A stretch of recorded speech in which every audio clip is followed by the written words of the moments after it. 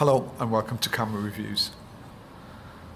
I was very fortunate recently to pick up this small, almost zine style book from 1972.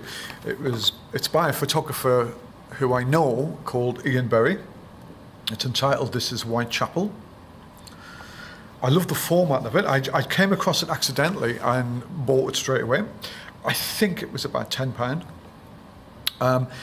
This is Whitechapel, a companion to the exhibition of photography by Ian Berry, commissioned by the Whitechapel Art Gallery, which is in London E1, around in July, September 1972. I think the purpose of this book and exhibition was to show the changing face of Whitechapel. There's a number of other photographers who have covered documenting East London around this period as well. So I'm going to measure the size. It's about 6 by 8 inches. It's nice. I think it looks roughly maybe 360 GSM, and the pages are much thinner, maybe 220. I'm going to go skim through the book. I'm fortunate enough to have worked alongside Ian. I was his assistant for a number of years, and I'm still in touch with Ian now. He's a very active and very productive photographer. He's still working around the world. I learned so much in my time with Ian, and I still learn from him every time I meet up with him. I love his photography. His South African work, which I have the book, and I'm going to look at in a few editions of Camera Reviews. I'm going to go through his work and just show you and maybe get you to buy or inspire you to buy some of his other work. Ian worked in South Africa for a number of years for the drum agency. He moved to London and I think he moved to Europe around the beginning of the 70s. He joined Magnum around that period, and he's still a member of Magnum Photos. I think he's based out of the London office. So what I want to do on a quick look at this, like I said, I think the purpose of this was to show the changing face of Whitechapel, a well-documented area by some great photographers as well, not just Ian. If I get some material on these other photographers, I'll bring it into Camera Reviews. So I just wanted to have a quick look, really, and I think there's a shot. I think if I can guess right, that's Ian behind the pineapple there. That's not Ian. I think that'll be him there. Elusive as usual. Okay, Ian tends to shoot a lot of verticals, and I didn't realise that with his work until he actually pointed out to me and said he was very comfortable shooting verticals. So if you ever sort of notice Ian's photography in after this, or some of you who may know Ian, just check out and look at his work, and he tends to shoot a lot of verticals.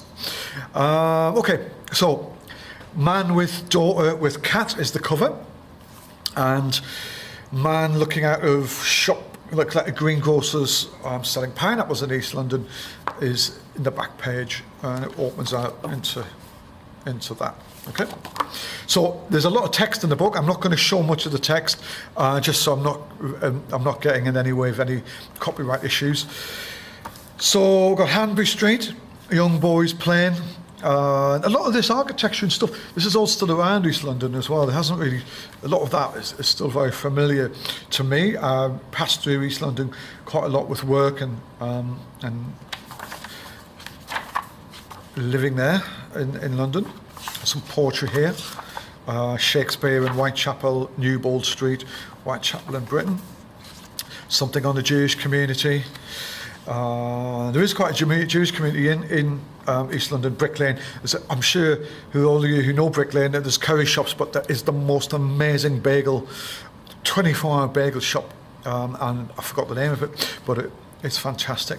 Great place to grab a bagel at 3 in the morning. So a little bit about the Jewish community by Helen Sachs. So we've got some shots here. You see them, I've got them in the camera.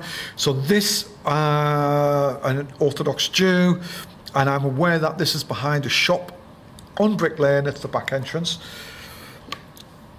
A bit of a scrapyard, Club Row, Cobb Street, and Tornaby Hall. Tornaby Hall again. I'm not sure where that is. Oh, the Yiddish Reading Circle, that's that there. And I think this shot is outside the grocery mini market. All shot around 72.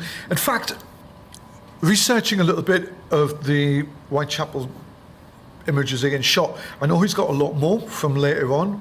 I think even 76, 75.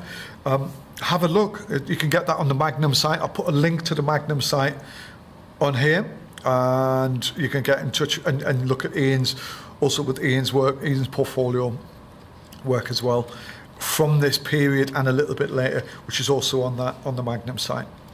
What else? Some more text. What's this text about? The Whitechapel Art Gallery, Helen Sachs. I think the Whitechapel opened about the beginning of the 20th century, I think 1901. It's been around quite a long time. This potentially could be the history of it. I haven't read that bit.